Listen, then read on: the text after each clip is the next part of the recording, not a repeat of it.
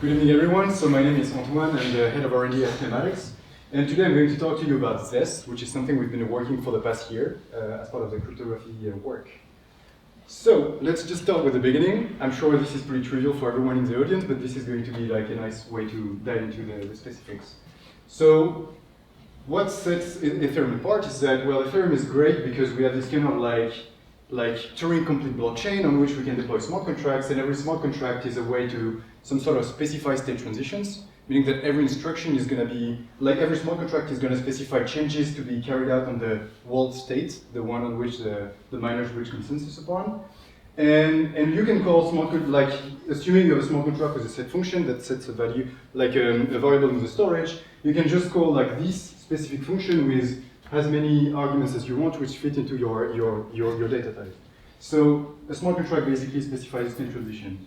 But the thing is, well, that's fantastic, right? We have this kind of Turing-complete chain, but, well, what happens if I just deploy a smart contract which does while true and never stops? So, like, to tackle this issue, which is known as the halving problem, basically Ethereum comes with like the notion of comes with a gas model, which basically is a way to bound computation. So now you need to pay for every instruction you do, like a given amount of gas. And because no one is going to control like an infinite amount of resources on the network, at some point you're going to run out of resource and computation is going to halt. So this is great, but we'll see that it poses some issues in terms of privacy. So, well, the talk is articulated around how to gain privacy on Ethereum, and an idea may be, okay, well, in an ideal world, we'll have a smart contract, which is a mixer, some sort of ideal functionality, imagine, that you deploy on chain, and we have a set of unknown users like doing some deposits on the mixer, and some unknown recipients kind of like pulling money out of the mixer, basically withdrawing funds. So this is kind of like the ideal functionality we'd like to have. But the issue, the thing is, in cryptography, to measure the performance of the system and like not necessarily its performances, but like the security of the system, we often reason in terms of games. So you play a game between an adversary and a challenger, and the goal is to quantify the probability that an adversary has to basically win the game. And so here we can imagine that, again, remember this ideal functionality here. Here the mixer indistinguishability game, called in the mix, I just called it that way, like for a given adversary A and a given ledger L, can be described as follows. So you have a set of algorithms that basically don't necessarily bother about all this stuff like the security parameter written in unary and all this stuff, but you have like a set of algorithm that basically outputs a ledger. So assume you just like spin up a new blockchain, along with a mixer contract which is being deployed on chain, and a key pair for an adversary, and a set of key pairs for as many users as you want. So this is the setup. Now, the game is as follows. The adversary is going to take the ledger as input, so has access to the network basically, is given his key pair, along with the public keys of other users, and is going to play around with the ledger and give you two transactions, T0 and T1. You as a challenger, you're going to flip a coin on your side, and basically so sample a bit, and execute the TXB. So you don't say which transaction you execute between T0 and T1 on chain, and give the resulting ledger to the adversary. Then the adversary will actually need, in order to win the game, to guess what was the value of your conflict, basically. And if the adversary can guess that, it means that the adversary can distinguish between transaction 0 and transaction 1, and so can basically understand what happens in the system. So if we look at this ideal functionality, this is pretty much encapsulated here. But the thing is, this is not what happens in practice. I mean, in practice, we have a ton of metadata leakages. Basically, maybe you will know a subset of users in the system. Maybe some of the users are your friends, so you can potentially collude with them. Maybe some of the deposits, some of the payments that are going through the mixer are not going to have the same value. This one may be like a payment of 100 ETH. This one may be a payment of 1 Ether. This one 0.1, whatever. And so we know that Ethereum is like a blockchain in the account model, and so you'll basically be able to see like fluctuation in the account balances and infer what's going on. So like this game can become trivial actually quite easily. And the challenge and the purpose of this talk is to present to you how Zest tackles this and how we are trying to fix all these issues. So here we go. So the goal is basically, okay, so how can we minimize two things? How can we minimize the gap between the ideal world, the one we just saw on the first slide, and the real world? Like, how can we make them coincide in some way? Because if you make them coincide, it means that now the adversary is not able to distinguish anymore what's going on, and basically is not able to really understand what kind of transactions are happening on your system, and so you're actually achieving the goal. The second one is, okay, how can we minimize the functionality gap between the base layer and the base ledger and the privacy-preserving protocol? And the reason why we want to minimize the functionality gap is because if you have a solution that is only enabling you to do payments of, say, 1 ETH, well, chances are that by using this privacy-enhancing protocol, you're going to leak a ton of data. Like, what happens if I just want to pay, like, Bob, I don't know, like, 3.3 ETH? Well, I only have the possibility to do payments of 1 ETH through the mixer. So this means that I'm going to deposit 3 times. Like, the 0.3 remaining ETH are just going to be sent, like, via a normal transaction, and things are going to become pretty leaky. So making sure that we have a privacy-preserving protocol that is kind of as expressive as your base ledger is a way to make sure that people are going to use it in the intended way. And so the other objective is, okay, well, how can we maximize the anonymity set? Because again, if you go on Ethereum mainnet today, you have, like, I don't know how many users, but let's say like 100 for the sake of this talk. Well, chances are that only a small subset of these users are going to use your privacy enhancing mechanism, just because, I mean, I don't know, like, it would be actually quite hard to force every single user to do transactions through your contract. So you can assume that maximizing the anonymity set is actually going to lead to better privacy. And so, like, it's clear that, as I said, approaches working on standard denominations would not be a good fit. It's just, like, too leaky. Even if you want, like, some solutions are actually trying to decompose denominations and support, you know, like Mixer for denomination of 1 ETH, another for denomination of 0.1, and so on and so forth, so that you can actually, like, do payments of exotic denominations by talking to multiple mixers or doing multiple deposits. But again, this is leaky. Like, you need to pay gas for every time you call a smart contract, as we said in the first slide.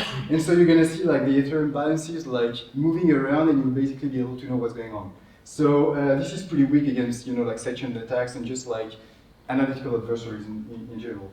And again, like, approaches based on small anonymity set will not be a good fit. I mean, this may seem trivial, but just as an example, initially we worked at Climatics, we worked on a solution which is called Mobius, which was designed by researchers at UCL. And in theory, the design is actually quite efficient. It's relying on ring signatures, which is which are cryptographic primitives, which are well known. I think published by Shamir in 2001. And the goal, and basically, ring signatures are working in the following way. Initially, they were designed to link secrets. I think the paper is called How to Link a Secret. And basically, assuming you have a set of end users, and the end users can just publish their public key. Like, I don't know, like you assume you have a communication channel or whatever. And you have one of these users who wants to leak a secret, like a whistleblower. And so this user is basically able to use his secret key along with the n known public keys in order to generate a ring signature, assessing that this member is part of the set. So it's basically a proof of membership of the set in some way. And the reason why I'm telling you about this is because, well, Mobius was working in the following way. You had a mixer, you had a set of senders who wanted to pay a set of recipients, and the sets were actually, like, hard-coded somewhere in the contract or were parameterized in the, you know, as part of the deployment of the contract or something like that, which was representing the size of the ring. And assuming Alice wanted to pay Bob through this mixer, Alice needed to derive some keys for Bob and so on, but assuming, like, forgetting about all the details, Alice would deposit 1 ETH along with a public key on the mixer. And once the ring was full, like the end users actually did the deposit, Bob on his side was using his secret key along with the end deposited public keys to say, hey, I'm one of the intended recipients, I'd like to take my ETH back. So it seems to be working pretty well, right? But the thing is, well, first, think about it. if you want, as we just said before, we want to maximize the size of the anonymity set. Assuming you have 1 million users as part of your system, well, you have a lot of latency, right? I mean, if I want to pay Bob, Bob needs to wait for all the others for all the other keys to be deposited, and you can like wait for a very long time. You also have some issues related to to payment and atomicity, because again, like one ring was for one given denomination to avoid all the leakages I mentioned before. And so if I want to pay you a 3.3, you need to wait for all the rings you need to use throughout this payment to be filled for you to be able to withdraw. And what happens if one of the ring is full? You withdraw. You need to wait for the other one to happen. And this is like becoming really, really hard. So when you think about it, the underlying cryptographic primitives are quite easy and well understood, quite simple and well understood. But all the tooling you need to build around this is just extremely hard, and it makes this solution not very viable. And again, you have payment convergence, because if I'm waiting my 3.3 on my side, I'm going to be withdrawing from many, many mixers, and at the end of the day, I'm going to have like convergence of all the ethers on my account. So this is extremely key. So it's just like a way to illustrate how seemingly secure and simple protocols fail to achieve these quite clear goals here. Now, what we'd like to do, since I said like ideally like your privacy preserving protocol should be as expressive as the base layer, you should actually be able to do payments of arbitrary denomination through your mixer, and you shouldn't wait for n-1 other users to do payment through it. Like you should be able to actually use your money as soon as you receive it, and so on and so forth. So for this, we need to look for like more expressive proof systems. Like I'm sure anyone here has heard about like snarks, starks, and all this stuff. And the reason why there's so much traction in this, around this proof system is because they are supporting like very wide complexity classes. So starks support next, snarks are supporting NP, and basically you can prove anything in some way. I mean, of course, this is not the case because anything that belongs outside of these complexity classes cannot be proven by such proof systems, but like these complexity classes are so big that you end up being able to prove very complex statements. So not only membership of a set as ring signatures, but maybe knowledge of the preimage of the hash along with some other crazy stuff.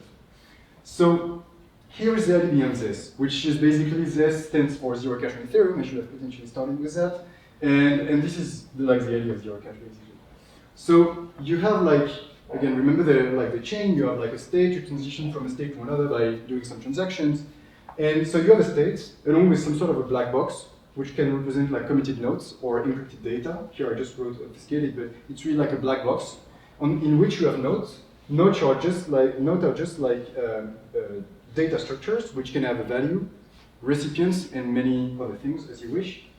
And you want to prove that in zero knowledge that you spent a node or a set of nodes to create another node or another set of nodes, such that the sum of the values of the nodes you're spending equals the sum of the value of the node you're creating, meaning you're not creating any value in the system, and you also want to prove that you're not spending the same node twice, otherwise you carry out another spend. So this type of, basically like this proof, assuming you have a snark proof or a snark proof or a star proof, they are not proofs, they are arguments. It's recorded, so if people blame me on that, it's an argument, I know that, but it's just for the sake of simplicity. So here the proof is basically going to prove to the mixer, verifying the transaction, that you followed the rule of the system, but it's going to hide all other information related to the payment. So if you have followed, you may be like, okay, well, I still need to pay for the gas, right? I mean, when I talk to the mixer. So I still have some leakages, and that's right. So there are some leakages, but the argument here is that they are well controlled and rare enough that it's a viable solution. So what I mean by rare is that when initially you don't have any funds on the mixer, right? I mean, you just spin up an account, you receive like a transaction by like some money from your father or whatever.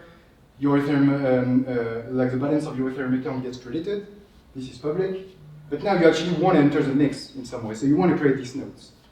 To do so, you need to deposit on the mixer, and this is public. So this kind of thunder symbol here tells you, be careful, there's leakage of information. Like, people can see the balance of the mixer being increased, your Ethereum balance going down. This is known, like this is public data, nothing secret here. Now, once you have node created in this kind of black box I mentioned before, things are becoming interesting because now you can actually like take them, split them, create another set of nodes, and change, like basically change the recipient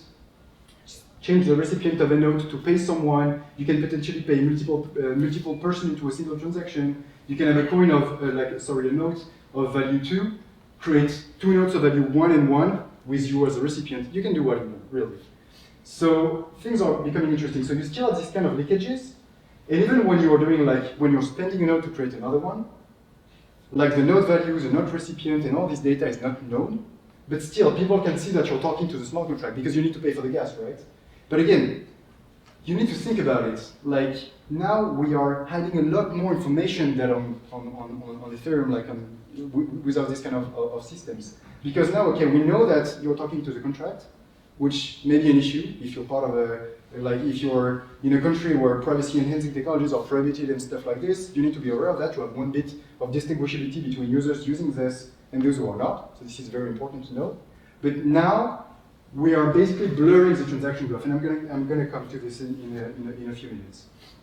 So, what's interesting in this is that, okay, I create a node, I burn one of my nodes to create another node for you. That's fine. Now, how the hell am I supposed to give you the information for you to control the node? Because at the end of the day, you need to have access to the node information to then generate a proof that you control the node again, and spend it again. So you need to send this information. So you have different ways to do this. The first one is off-chain information. You assume an off-chain communication with the sender and recipient, and just send data. Another one, which is interesting in my opinion, is we can use, on Ethereum, you have the ability to emit events with smart contracts. And if you use a carefully chosen encryption scheme, which should be IKCCA, meaning that the ciphertext does not leak the key under which it was produced, because if it was the case, you would be able to know the key that was used to do the ciphertext, and so you will be able to know the recipient based on that. So, assuming your encryption scheme is IKCCA, then you can encrypt the node data, add it as an extra argument to your mix call, and upon successful verification of the proof and all the other checks, I'm adding a bunch of things here because it's not going to fit into one presentation, but upon successful verification of the proof, then the mixer can just emit the ciphertext on chain. So now what's going to happen is that instead of talking directly to each other, meaning that Alice pays Bob on chain, you see the balances going up and down, you know what's going on. Now we can actually only talk to the mixer. The mixer is going to verify that no checks has been violated on the system, so the soundness of the system is still preserved, and validators and miners can actually read consensus over a state that is proven to be sound, like cryptographically proven to be sound. And now we just have the broadcast of a ciphertext. And now what you can do is, okay, well, now recipients can listen on their end, trying to decrypt this emitted ciphertext. And well, if they fail, they fail. They know they are not the recipients. But again, they don't learn the recipient because the encryption scheme is assumed to be IKCCA. And if they succeed, they know they receive the payment, and they continue. So of course, nothing is perfect. There's a lot of trade-offs everywhere to be made. And so the pros of such a solution is that now, assuming your machine burns, you lose all your nodes locally stored and saved on your machine. It burns. As long as you have the recovery, like a backup of your private key that enables you to decrypt this ciphertext, you can just scan the chain back. You run a process like a loop that for all blocks from the Genesis or whatever scans everything, tries to decrypt everything, and repopulate your node storage. So you have some nice property in terms of resistance against hardware failure, which I believe is very interesting. Now, the cons is that, okay, the ciphertext are stored on chain, so if your threat model is such that you need to be secure against quantum adversaries, you need to be careful here. And either you need to choose to be careful in the selection of your encryption scheme, such that it's secure against the quantum adversary, or go for this off-chain communication solution. Like, both are possible. And so, yeah, so as I said, what's interesting here is that even if we do have leakages in terms of calling the contract and executing the verification of the proofs and some of the checks that need to happen on the smart contract and so on, Now, we know you're talking to the contract, but we don't know who you're talking to, who are the recipients of the payment, and what are the values. So the transaction graph goes from looking like something like this to something like this, and it's basically completely blurred.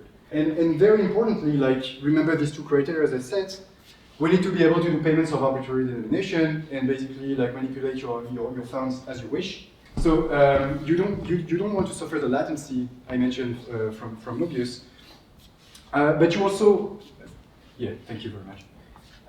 But you also want to have like the biggest anonymity set possible. You don't want to have one anonymity set per denomination. I mean, it's just like not the best way to go. So here, what's good is that we have a single anonymity set for every denomination. We just have one massive kind of black box. Here again, doing this analogy, one massive black box with various nodes controlled by different people of different values and so on. So this is actually pretty nice in terms of control of metadata leakage. Now, as I said, this is very important to notice that you have a bit of distinguishability between people using this and those who are not. You need to pay for the gas. Again, like the balance fluctuation and the need to pay for the gas on Ethereum.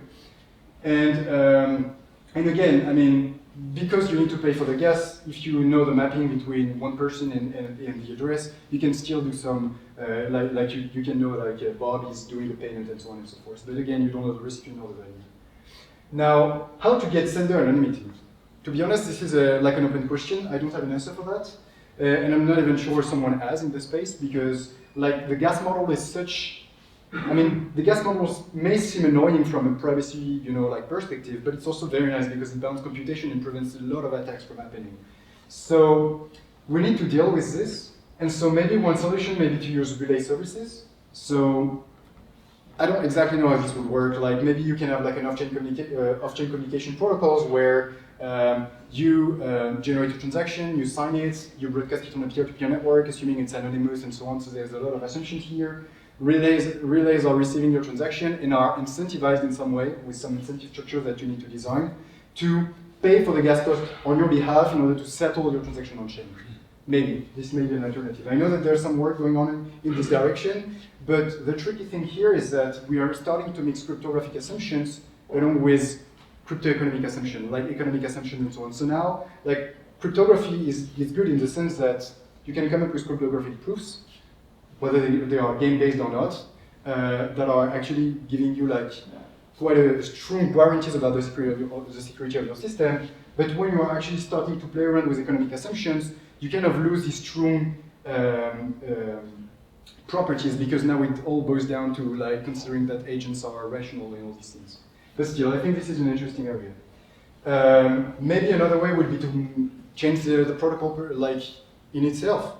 Maybe have something like a kind of abstraction, like being able to generalize the validation process of a transaction, because for now, basically a transaction is deemed valid by a miner if the CDS signature verifies correctly, if the account nonce matches the TX nonce, and basically like all these checks. But maybe there's a way to have like a general verification procedure that would consist in verifying a zero-knowledge proof, proving a very complex statement, something I haven't really thought about. This may be another alternative. And as of now, if you want to receive funds on your address without necessarily being known, just be a miner, get the reward basically, and your balance is going to be incremented without requiring anyone to pay you, because this is truly what's in the threat for you. Because if someone needs to pay you, you may assume that this person knows the mapping between the person behind the computer and the address and can track you down the graph of transactions. So this was basically the idea behind ZES and behind Zero Cash. Again, I'm reminding that ZES is an integration of Zero Cash on Ethereum. Zero Cash was published in 2013, written by world-class academics, so we are not reinventing the wheel. We are just basically providing an analysis and modifications in the protocol to make it work on top of Bitcoin, on top of Ethereum, sorry, because initially it was designed on top of Bitcoin. And the models are different, as I mentioned. One is in the UTXO base, one is using UTXOs, the other one is using accounts, one has gas, the other does not, and so on and so forth. So after 10 months of work, basically roughly 10 months, 11 months, something like that, less than a year. So we published a paper in April last year, along with a proof of concept implementation, which was pretty rough around the edges, not very efficient, but again, we didn't care about efficiency much. We just wanted to have something which was like testable. Like we just wanted to test the flow, see whether it was viable, understand the leakages and all these things. And over the past year or so, we've iterated on that, and we've done a lot of optimization. I'm going to show you some benchmarks in the next slide.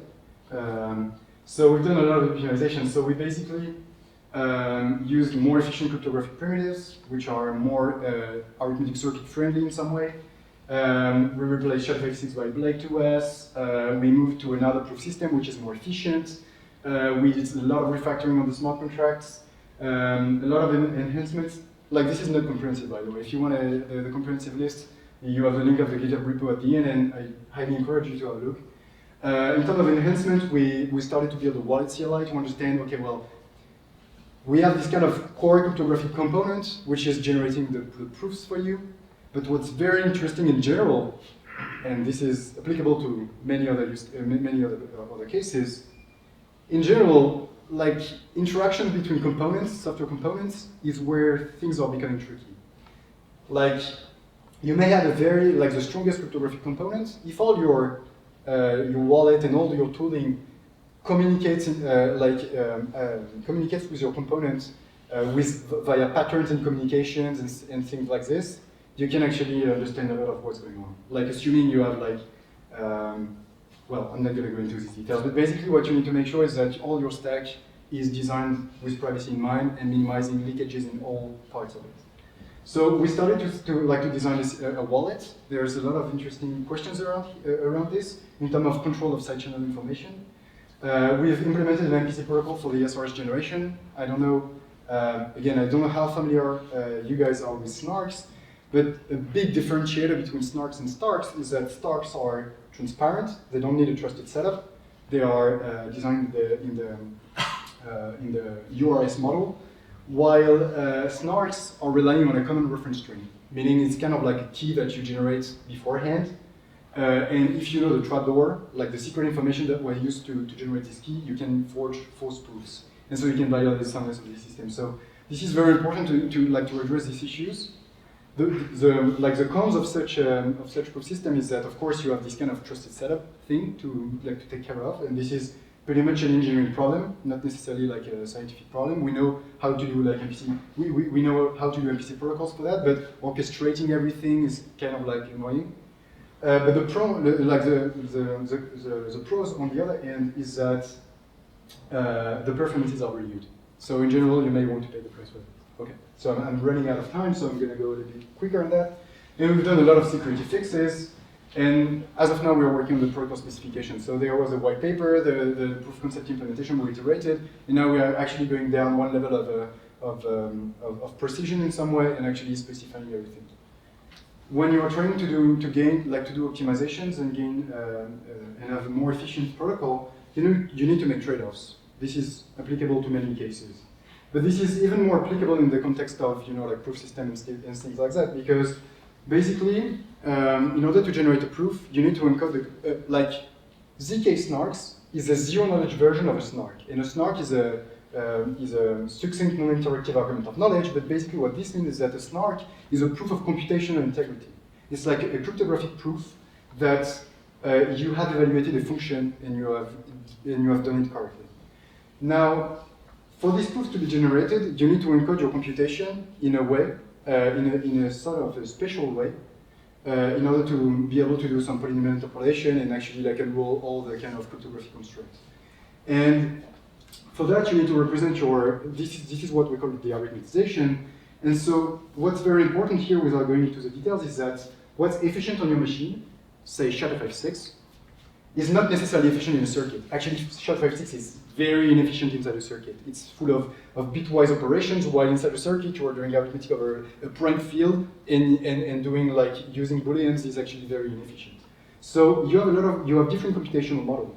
You have your machine, you have the arithmetic circuits representing the computation you want to generate a proof of computational integrity for, and you also have the verifier running on chain. So you have like different moving pieces and different computational models. So there's trade-offs, but of course, security should be your number one criteria. That's not a surprise. As I said, in April, we published like a version which was highly non-optimized. It was not the goal. It was actually pretty naive and full of bugs and so on. It was just like, is it viable? Let's play around with this. So the proof generation time on my machine, the specs are here. It's like a recent a Dell machine with an i7 CPU, like four virtual cores and 16 gigabytes of RAM. Like the proof generation for payment 2 by 2. By 2 by 2 means you burn two nodes in your black box to create 2 new nodes.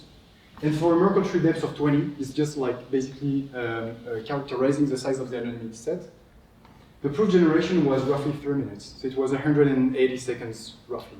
And it was basically using all resources on my machine. So I read the benchmark quickly yesterday. I was on Slack and Firefox had many tabs open, so maybe you can win like 1 or 2 seconds in this benchmark, but the idea is here. It was extremely expensive.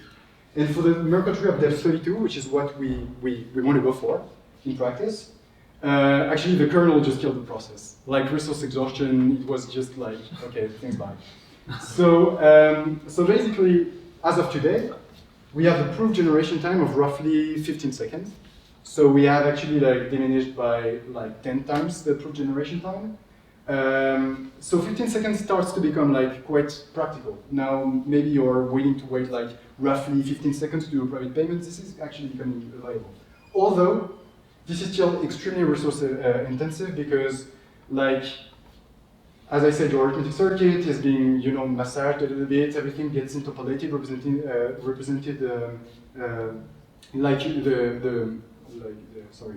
your generating the proof becomes a matter of like proving polynomial identity and so on. And because you're manipulating a lot of polynomials with very big degrees, like when you're actually carrying out a fast Fourier transform being like a divide and conquer algorithm, like your RAM and your swap are basically like full of data while the proof is being generated. So it's still very resource intensive, but the takeaway is, in one iteration, first release coming with a paper, the one we've released like 3 months ago, we've reduced quite a lot in terms of proof generation. And so the gas cost for an Xcore for private payment in some way is 1.8 million gas. And the cost to deploy the mixer is 3.7 million gas for the actual parameters we want to go for, like 32 of this. So it's basically this. It's client agnostic. Everything has been designed in a way that nothing is baked into the client. You have like multiple components talking RPC to each other. So you want to have a proof. You build your wallet. The wallet does an RPC call to a proper process running on your machine. Please give me a proof for this type of inputs. You get the proof back. You call your smart contract. The smart contract verifies the transition happened and so on. So it's easy to integrate with wallets. It's ready to use with this 2.0, of course. It's client agnostic, and any other chain, by the way. And we continue to work on this. As I said, it's pretty more like we are doing a lot of iterations and so on. So feel free to have a look at the GitHub, at the paper. I forgot to put the link, sorry. And happy to get any feedback and contributions. So thanks very much for your attention.